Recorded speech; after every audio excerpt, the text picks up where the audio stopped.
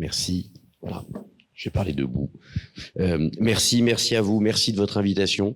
Je suis au fond très touché en réalité d'être avec vous. Je suis toujours très heureux de venir dans une université pour parler de l'état de droit, et pour une raison assez simple, c'est qu'en réalité j'ai écrit ce livre pour pouvoir venir parler aux gens.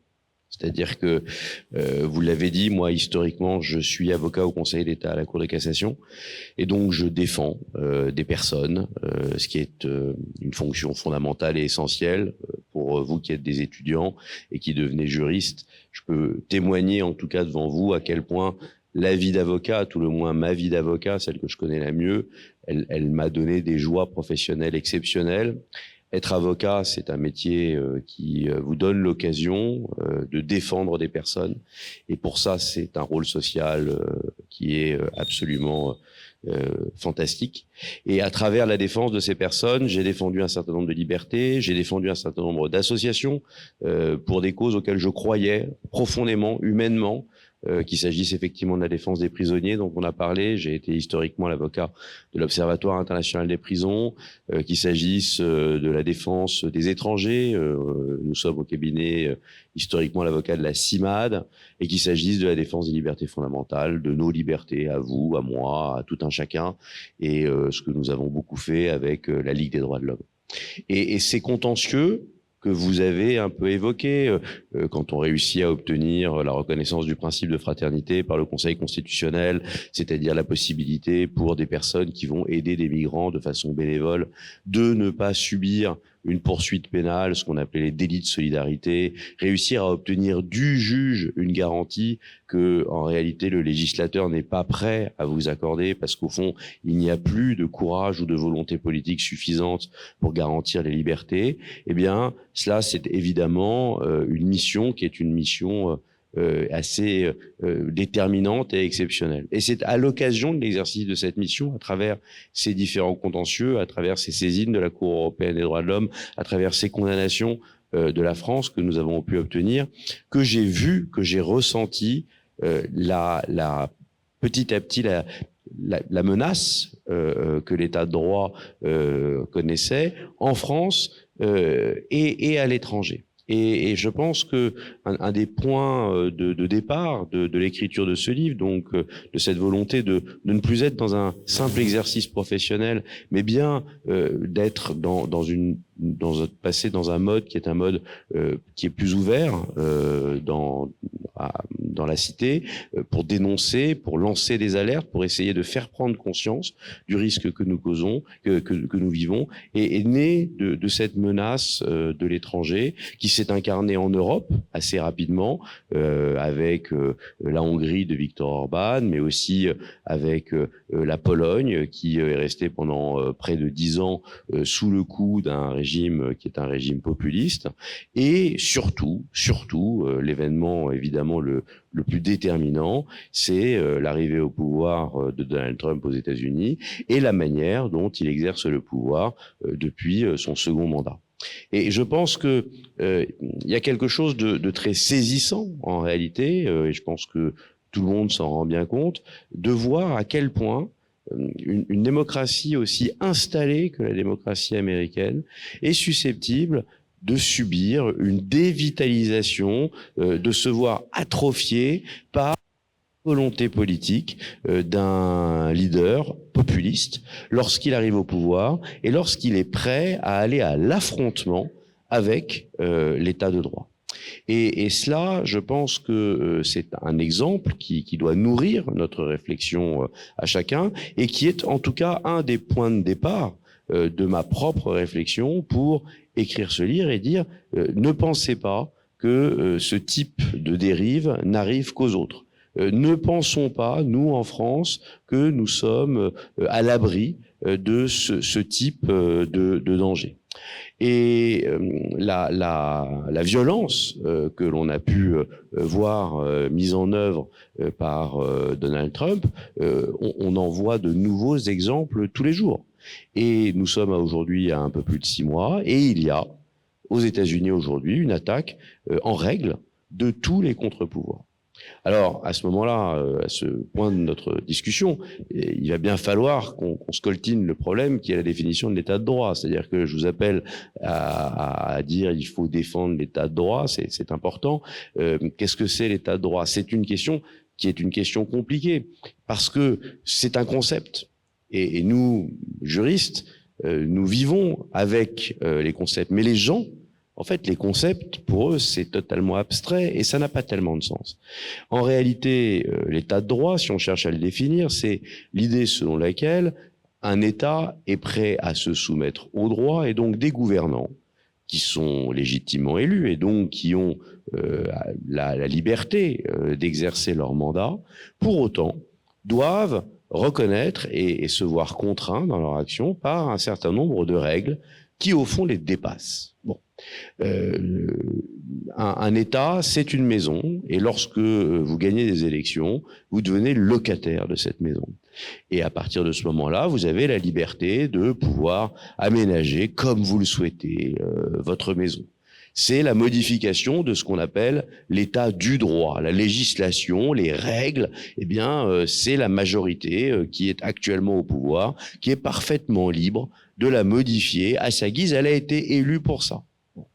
À côté de ça, il existe des structures à cette maison. Vous ne pouvez pas attaquer les murs porteurs. Vous n'avez pas le droit, si vous le souhaitez, de brûler cette maison. Et la structure de la maison, la structure des murs porteurs qui tiennent les différents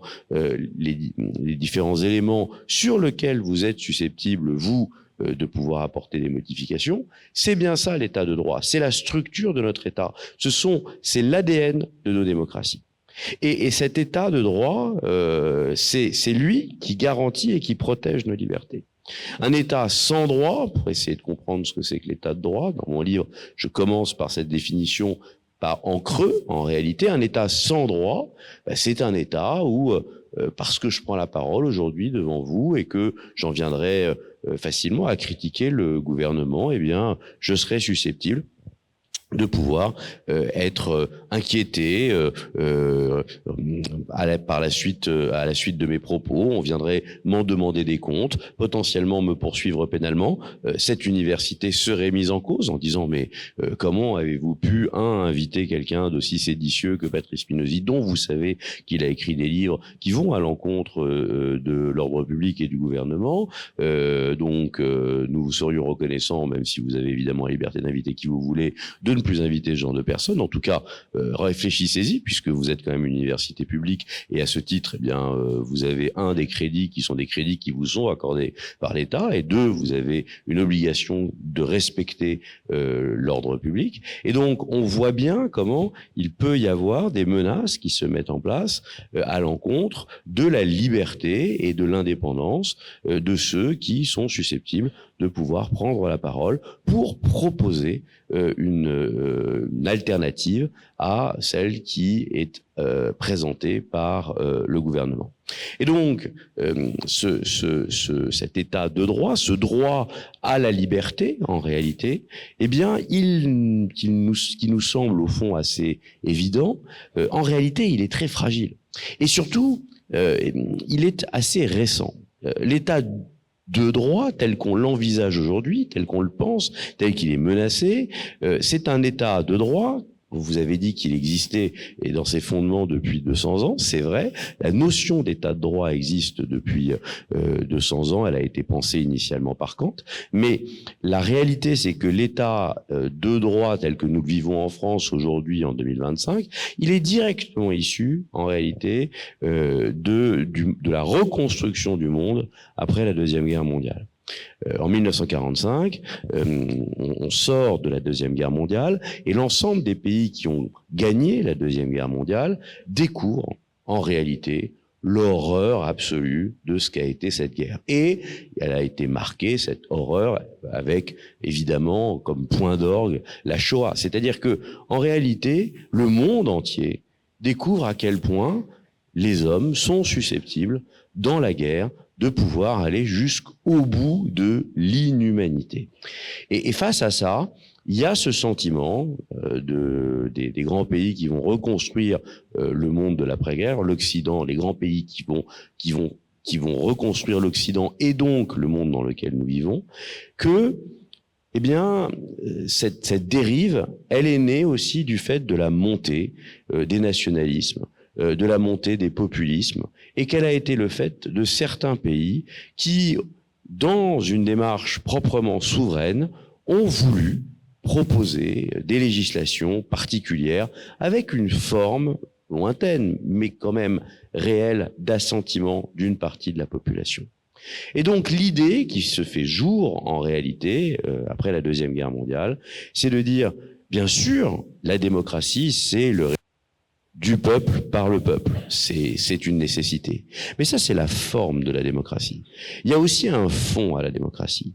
Pour qu'on puisse se prétendre être en démocratie, il ne faut pas simplement qu'on ait des représentants qui soient élus par le peuple. Il faut aussi qu'on soit d'accord sur un certain nombre de grands principes qui sont l'ADN de ce qu'est une démocratie.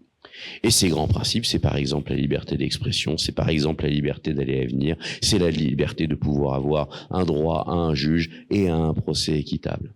Et pour qu'on soit bien sûr que ces grands principes sont bien compris et envisagés par tous, on va les écrire. Et c'est à ce moment-là, au milieu du XXe siècle, qu'on va commencer les grandes déclarations de droits universels de l'homme, celle de l'ONU en 1948, la déclaration des droits de l'homme européenne en 1950, et c'est aussi à ce moment-là qu'on va lancer la construction européenne qui va devenir l'Union européenne. La construction européenne, elle a été voulue comme un outil évidemment de prospérité économique, mais aussi comme un outil de paix.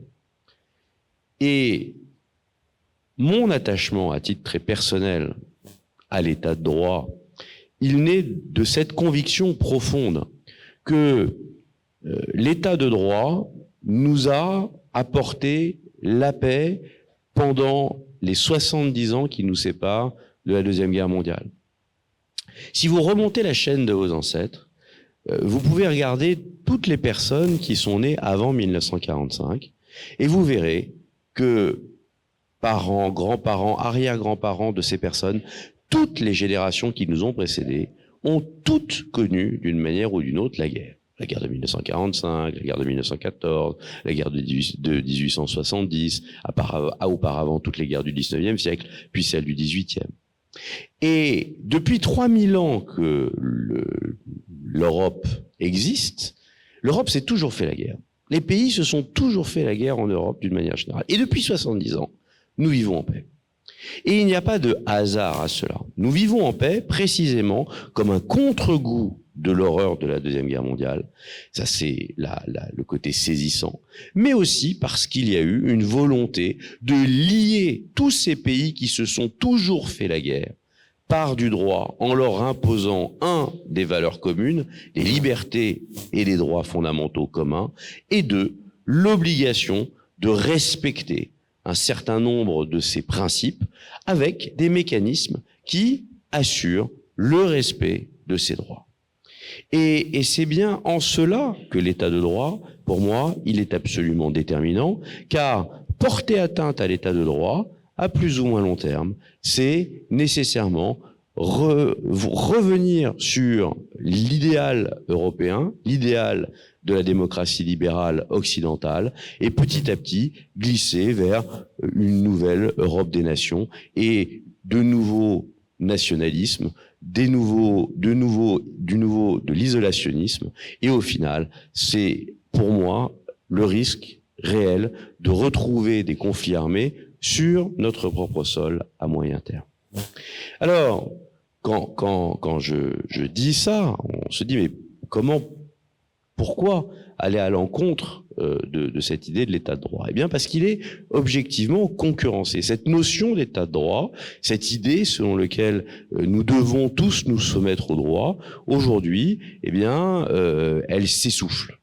elle ne représente plus l'idéal qu'elle a pu représenter par ailleurs, parce que nous sommes dans une forme de déliquescence du pacte social, et évidemment, il y a bien une volonté aujourd'hui qui s'exprime en Occident de remettre en cause ce modèle, et on ne peut pas la nier, ou en tout cas, il est absurde de ne pas faire sa propre autocritique en considérant que tout est absolument parfait et qu'il faut que rien ne change. Il est certain qu'il y a eu des dérives et qu'aujourd'hui, les gens sont prêts à changer de modèle pour glisser vers un modèle sans état de droit ou avec un état de droit dégradé, parce qu'au fond, ils ne se retrouvent plus dans la proposition qui est faite aujourd'hui.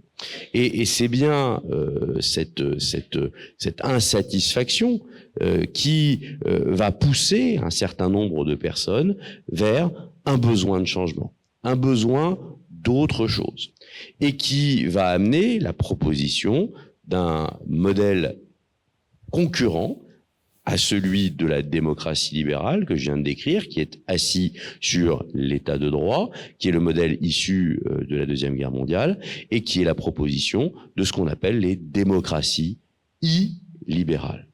Alors c'est intéressant cette idée de démocratie illibérale, qui est ce dont on parle depuis tout à l'heure, c'est-à-dire des États qui ont déjà glissé vers une forme de populisme et qui ont accepté l'idée de porter atteinte à l'état de droit, ou en tout cas qui ont désigné l'état de droit comme étant un ennemi au développement de la démocratie, puisque dans démocratie illibérale, il y a d'abord démocratie, c'est-à-dire que ce qu'il faut bien noter, c'est que la menace aujourd'hui qui pèse sur l'ensemble de l'Occident, elle n'est plus comme elle était au XXe siècle, d'une conquête par un pays étranger, par une dictature. Non, ce qui est très insidieux, c'est qu'aujourd'hui, la menace qui pèse sur nos libertés, elle vient de l'intérieur même de nos sociétés. Ce sont des gouvernements qui sont légitimement élus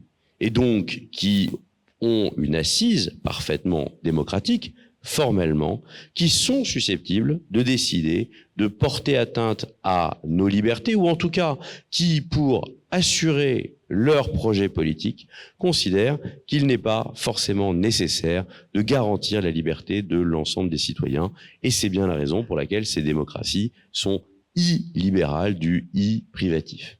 C'est ce qui se passe donc aujourd'hui en Europe, en Hongrie, avec Viktor Orbán. C'est ce qui se passe, c'est ce qui s'est passé plus exactement, comme je l'ai dit, en Pologne jusqu'à 2024, et un retournement d'élections où, aux élections législatives, le parti du PiS, qui était le parti populiste, n'a pas remporté les élections. C'est ce qui est en train de se passer en Italie, avec les gouvernements de Giorgia Meloni, même si nous n'avons pas entièrement basculé dans une démocratie libérale, nous sommes avec une tentation vers un illibéralisme qui est assez marqué, et c'est très évidemment ce qui est en train de se passer de l'autre côté de l'Atlantique avec les États-Unis.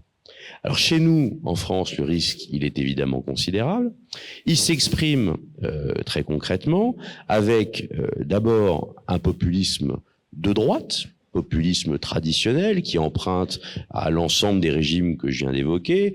Donc c'est un populiste nationaliste, c'est un populiste souverainiste, et qui oppose, comme tous les populistes, la volonté du peuple à une forme d'élite qui va accaparer contre le peuple le pouvoir. Alors chez les populistes de droite, c'est évidemment l'élite administrative et intellectuelle qui marque cette opposition. Le populiste de droite, il s'incarne dans le parti du Rassemblement national, mais de l'autre côté de l'échiquier politique, il y a aussi une autre forme de populisme, qui est le populisme de gauche, qui s'incarne selon moi, avec la LFI, où de la même manière, on a des oppositions entre, d'un côté, la volonté du peuple et une forme d'élite, qui là n'est plus une élite simplement administrative et intellectuelle, mais qui est bien l'élite financière et économique. Alors, l'idée n'est pas de renvoyer le populisme de gauche au populisme de droite. Ce sont deux populismes qui sont évidemment différents. Et la nature des atteintes aux libertés qui sont revendiquées par les uns et par les autres sont évidemment très différentes. Mais dans les deux cas, on est, à mon sens, avec des logiques qui sont des logiques populistes, au sens où ce sont des partis qui n'acceptent pas l'idée de la contradiction ou de l'opposition à leur légitimité. Le populiste, qu'est-ce qu'il vous dit? Il vous dit: moi, je suis élu, puisque j'ai j'ai réussi à obtenir la majorité aux élections.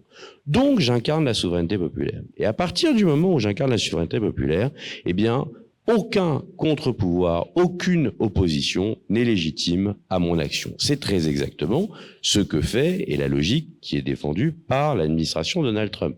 Donald Trump décide de prendre des actes avec des executive orders qui sont manifestement illégaux, et il s'accapare ce droit en disant: de toutes les façons, je suis élu, j'ai tous les droits. Et quand un juge lui dit: mais vous n'avez pas le droit de prendre ce type d'acte, il dit: je suis le représentant du peuple américain, vous n'êtes personne, puisque vous n'avez pas de légitimité, donc je considère que la décision que vous avez rendue n'est pas susceptible de pouvoir arrêter mon action. Et on est dans la même logique, potentiellement en France, avec aussi bien le RN que la France Insoumise, affirme la seule légitimité du peuple comme étant la source du pouvoir. À ces deux populismes classiques, il faut, à mon sens, rajouter ce que j'appelle dans le livre le populisme du centre. Alors, le populisme du centre, c'est une notion qui est un peu particulière, c'est une forme de populisme de lâcheté ou une forme de populisme d'opportunisme. C'est en réalité l'attitude d'un certain nombre d'hommes politiques qui appartiennent à des partis républicains et donc qui ne peuvent pas être taxés de populisme, mais qui pourtant, dans leur mode de gouvernement ou dans leur prise de parole, sont susceptibles de reprendre des habitudes qui sont l'apanage des partis populistes, qu'il s'agisse du parti populiste de droite ou des partis populistes de gauche. Pour donner des exemples, c'est évidemment Bruno Retailleau, lorsqu'il va affirmer que l'état de droit n'est ni intangible ni sacré. Évidemment, il porte une atteinte réelle à l'état de droit et il va accréditer l'idée selon laquelle même lorsqu'on est républicain, Bruno Retailleau est ministre de la République, Bruno Retailleau est aujourd'hui le président du premier parti républicain de la droite, et il affirme que, en réalité, l'état de droit n'est pas une donnée intangible. De la même manière, lorsque le gouvernement d'Elisabeth Borne, avec l'aval du président de la République, va accepter de soutenir la loi sur l'immigration, alors même que elle a parfaitement conscience du fait que toute une partie de cette loi est inconstitutionnelle, eh bien, elle laisse alors le Conseil constitutionnel devoir s'opposer directement à la volonté du peuple telle qu'elle a été exprimée par le Parlement et sur un sujet qui est un sujet extrêmement difficile et extrêmement sensible politiquement. Il y a là une forme de populisme à dégager sa propre responsabilité, à refuser son rôle institutionnel pour instrumentaliser ou laisser instrumentaliser une opposition entre, d'un côté, le judiciaire, incarné par le Conseil constitutionnel, et de l'autre, le peuple, et à travers le peuple, le Parlement et la représentation nationale. Donc on voit bien que ce type, et on pour évidemment rajouter l'ensemble des critiques qui peuvent être portées par un certain nombre de dirigeants politiques, qu'ils soient actuels ou anciens, à l'encontre de l'autorité judiciaire, qui évidemment sape la valeur de l'autorité judiciaire et sa légitimité à rendre des décisions de justice. Donc, on voit bien que ce type d'attitude adoptée par un certain nombre de personnes qui appartiennent à des partis qui sont identifiés comme étant républicains, eh bien, sont un marchepied qui vont être utilisés par des partis populistes pour justement légitimer leur action, légitimer leur méthode, légitimer leurs critiques, et qui sont à ce titre extrêmement dangereux pour notre état de droit. Alors, la réalité de la menace, elle naît évidemment à partir du moment où un de ces partis serait susceptible d'accéder au pouvoir.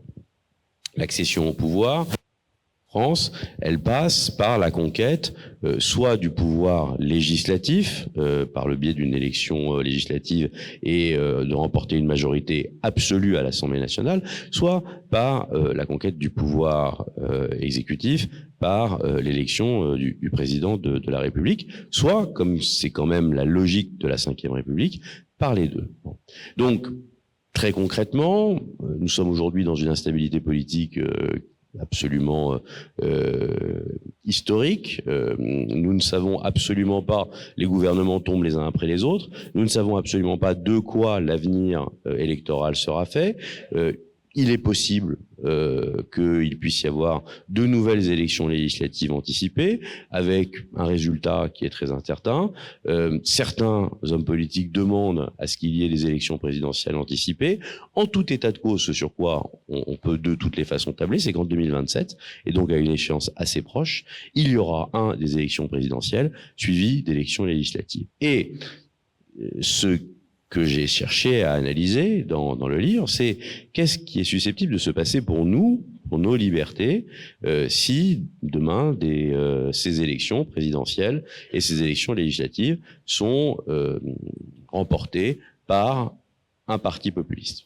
Et j'ai été quand même assez frappé, en réalité, en réfléchissant à ce sujet et en faisant la liste, de voir à quel point il y a deux parties, en fait, dans cette analyse que j'essaye de faire. Une partie déléguée Lata et une partie déléguée Ferranda, ce que vous voyez parfaitement bien en votre qualité de juriste émérite.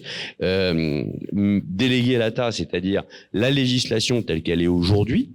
Qu'est-ce que pourrait faire un parti populiste en ne modifiant pas la loi, sans avoir besoin de modifier la loi? Et délégué Ferranda, que pourrait-il faire si il modifiait la loi, puisque le présupposé, c'est qu'effectivement, il ait la majorité au Parlement et que, donc, il puisse faire voter un certain nombre de lois. Et ce qui est très étonnant, très inquiétant, en réalité, c'est à quel point, avec notre législation actuelle, sans même avoir besoin d'ajouter quoi que ce soit à la loi, eh bien, un gouvernement illibéral, ou en tout cas qui n'aurait pas comme ambition de respecter les libertés des citoyens, mais aurait comme ambition d'asseoir sa propre légitimité, serait susceptible de porter des atteintes extraordinairement disproportionnées aux libertés de chacun. Alors évidemment, les premiers qui ont vocation à être touchés, parce que l'idée générale, parce que les gens ont quand même conscience de ça, les gens ont bien conscience de cette alternative qui est souvent invoquée entre d'un côté les libertés, le besoin de liberté, de l'autre le besoin de sécurité. Mais les gens intellectuellement se disent de toutes les façons, ça concernera toujours les autres et ça n'a pas vocation à me concerner moi. Il faut bien comprendre qu'il y a des mécaniques qui sont des mécaniques récurrentes dans toutes les démocraties illibérales. Donc évidemment, au début, on va chercher les minorités qui sont des minorités particulièrement visibles. L'étranger, par essence, dans toutes les démocraties libérales, le premier cœur de restriction des droits concerne l'immigration. Les autres minorités, ce sont évidemment les délinquants. La question de l'insécurité et de la répression fait partie, là aussi, des premières mesures qui sont prises par ce type de gouvernement. Mais ce que l'on voit, c'est que très vite, les autres minorités sont mises en cause. Minorités sexuelles, systématiquement, les mouvements LGBT sont petit à petit voient leurs droits rognés dans les démocraties libérales parce qu'il y a un retour d'une forme de conservatisme, mais aussi évidemment les minorités politiques, c'est-à-dire que on voit bien très vite à quel point toute personne qui d'un seul coup ne pense pas ou ne va pas dans le sens de la majorité intellectuelle se voit mise au banc de la société, voire mise à l'écart de la société par le biais d'un certain nombre de mesures de contraintes et de surveillance. C'est en tout cas très exactement ce qui est en train de se passer actuellement aux États-Unis. Or, dans notre législation, il y a à la main d'un gouvernement des mesures de surveillance, de contrôle et de répression qui sont extrêmement administratives, qui sont extrêmement importantes, que nous avons développées depuis une dizaine d'années à travers la multiplication d'un certain nombre de régimes qui sont des régimes juridiques d'exception. On a connu 2 états d'urgence, l'état d'urgence sécuritaire de 2015 à 2017, puis l'état d'urgence sanitaire. Nous avons développé un très grand nombre de législations antiterroristes, plus de 20 sur les 15 dernières années. Et donc, on a aujourd'hui un arsenal qui a été créé par le législateur qui permet, lorsque le pouvoir exécutif, donc non pas les juges, mais les ministres, le gouvernement, vous désigne comme présentant un danger à l'égard de l'ordre public, eh bien, il a à sa main un certain nombre de mesures qui permettent de vous surveiller, de savoir ce que vous cherchez sur Internet, de savoir ce que vous êtes qui vous êtes susceptible d'appeler, de savoir quelles sont vos relations et vos fréquentations, et le cas échéant, de chercher à limiter votre propre liberté en potentiellement vous assignant à résidence, c'est-à-dire non pas en vous incarcérant, mais en vous imposant de rester chez vous. Et l'assignation à résidence, chacun a pu en connaître la réalité précisément dans le cadre de l'état d'urgence sanitaire où nous étions tenus de rester chez nous. Eh bien, le principe de l'assignation à résidence, ça fonctionne de la même manière parce que on va considérer que vous présentez une menace à l'ordre public. Il y a eu de la même manière, en termes d'outils, la création de ce qu'on appelle des périmètres de sécurité, qui sont des lieux qui sont désignés par le préfet comme devant être garanti par les forces de police parce qu'il y a un risque pour la sécurité au sein de ces lieux. Et dans ces lieux, eh bien, les forces de police sont susceptibles de faire des contrôles d'identité comme ils le veulent, ou de faire entrer ou de faire sortir toutes les personnes. Donc ce sont d'un seul coup des zones qui sont imposées comme étant des zones de non-droit pour les citoyens et de droit discrétionnaire pour les forces de police. Et ce sont l'ensemble de ces éléments qui sont susceptibles d'être utilisés demain par un gouvernement illibéral à l'encontre de ceux qui peuvent les menacer.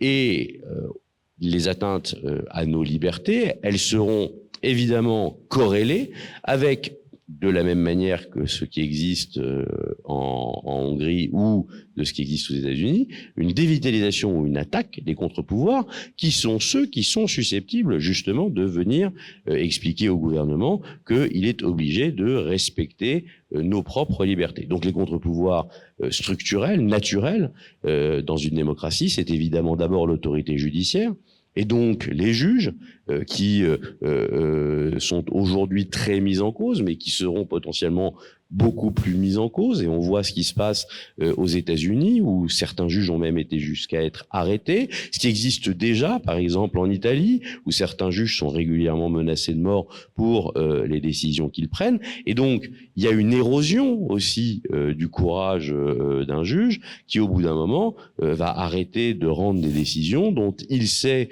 qu'elles sont susceptibles de porter atteinte à sa propre tranquillité personnelle. Moi, j'ai vécu, quand j'étais en Pologne, par exemple, avant qu'il y ait un retournement et que les populistes ne perdent les élections législatives.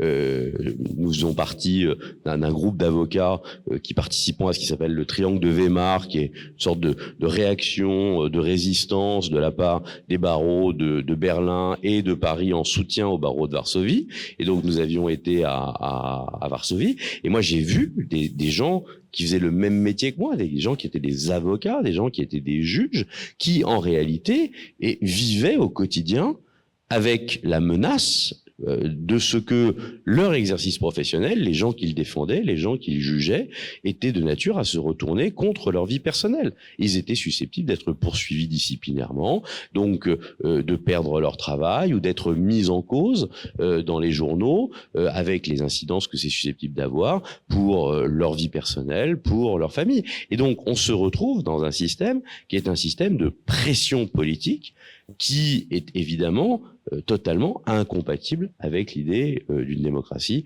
telle que nous la faisons en tout cas aujourd'hui. Et donc le danger il est évidemment là, et ce danger, c'est pas un danger qui est purement théorique.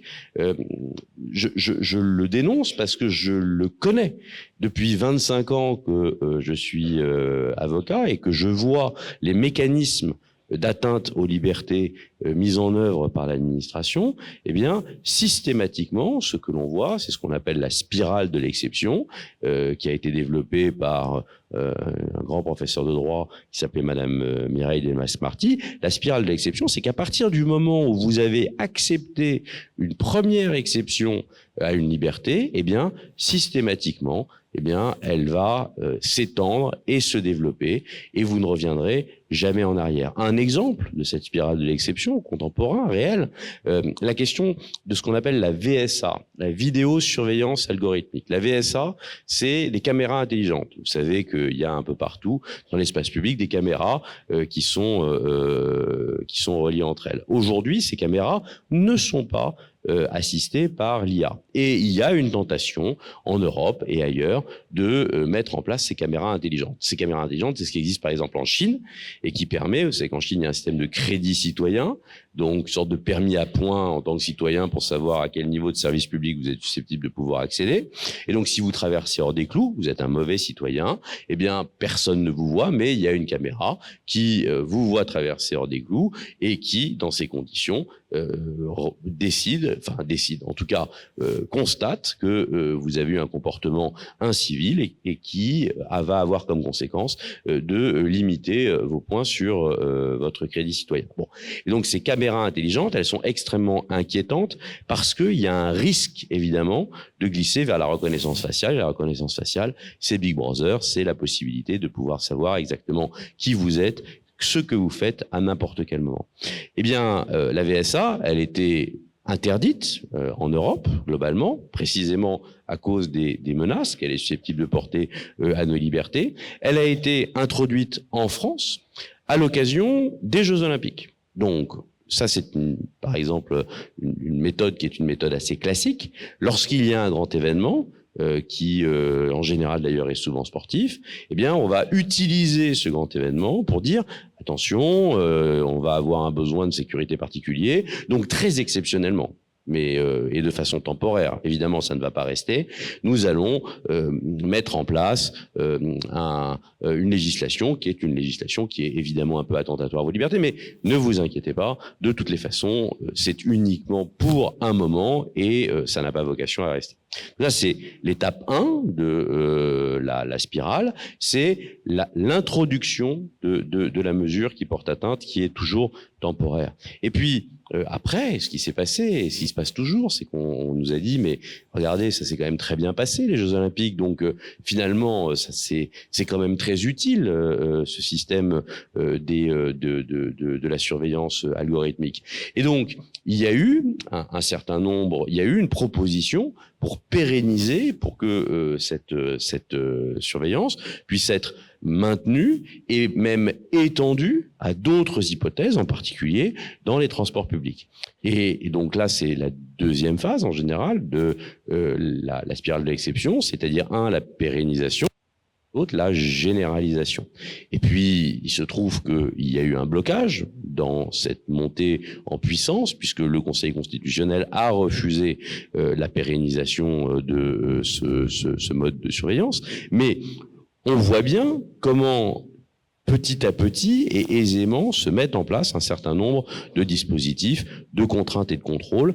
Je vous ai donné l'exemple de la VSA qui a été bloquée par le Conseil constitutionnel. On pourrait parler de la loi sur le renseignement de 2015 qui, de la même manière, n'a été pensée que comme étant temporaire avec des clauses de revoyure, qui permet, comme je vous l'ai dit tout à l'heure, de surveiller l'ensemble des activités de Internet par le biais d'un certain nombre de mots-clés qui sont évidemment à la disposition des forces de l'ordre, sous le contrôle certainement d'autorités administratives indépendantes, mais qui sont objectivement assez facilement contournables. On voit bien que nous sommes dans une situation à risque à cet égard. Alors, qu'est-ce qu'on peut faire? Rapidement.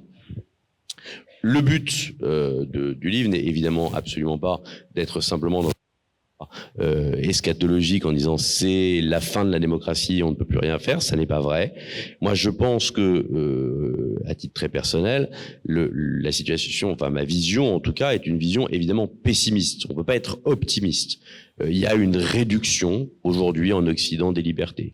Il y a une aspiration aujourd'hui en Occident vers un autre modèle, ou en tout cas vers un dépassement du modèle libéral. Aujourd'hui, la valeur de la liberté n'est plus la même que celle qui pouvait exister il y a 50 ans. Donc ça, c'est une réalité avec laquelle on est obligé de faire avec. Pour autant, ce à quoi ce que je refuse, c'est le fatalisme. C'est-à-dire que je ne crois absolument pas qu'il y ait une quelconque fatalité. Et je dirais même que ceux que l'on entend qui ont un discours fataliste et qui disent de toutes les façons on va y passer, de toutes les façons il n'y a pas d'autre alternative, sont les complices de ceux qui, de la même manière, poussent de façon volontaire à l'arrivée au pouvoir des populismes. Donc, on peut faire des choses.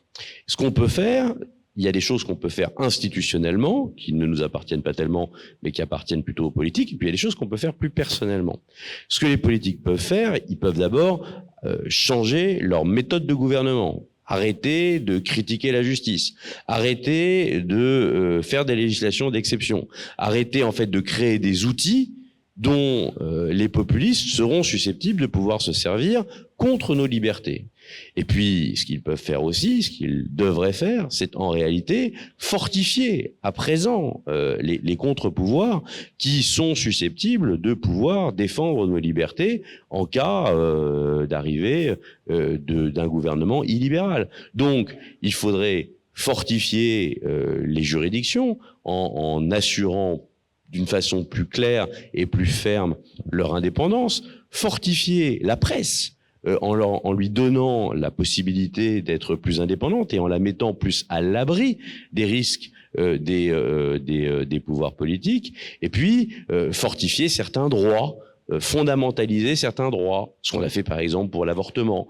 On a décidé que l'avortement, le droit à l'avortement, c'était suffisamment important. Il y a eu une prise de conscience justement avec les États-Unis. On s'est dit, oulala, il faut qu'on mette le droit à l'avortement dans la Constitution pour éviter qu'une éventuelle majorité soit susceptible d'y porter atteinte. Eh bien, cette fondamentalisation, c'est effectivement une garantie du respect de l'État de droit, parce que c'est mettre certains droits au-dessus de l'action d'un gouvernement populiste et d'une simple majorité parlementaire. C'est ce que on aurait pu ou dû faire, par exemple, avec la question du secret des sources. Aujourd'hui, le secret des sources, qui est une valeur fondamentale pour la liberté de la presse, n'est pas constitutionnel. C'est en revanche ce qui a été fait, on en a parlé tout à l'heure, pour le principe de fraternité et le droit de pouvoir aider une personne de façon bénévolement, indifféremment de sa situation, sans prendre le risque d'être poursuivi. Mais ça, c'est la partie qui qui relève plus des pouvoirs publics, sur lesquels on est susceptible de peser en tant que citoyen. Mais ce que nous pouvons faire, parce que c'est quand même ça, ce qui est quand même déterminant, eh bien, c'est avoir conscience de cette menace. Et avoir conscience de cette menace, c'est devenir nous-mêmes des avocats de l'état de droit, non pas simplement dans notre vie professionnelle, si on l'est, mais au quotidien.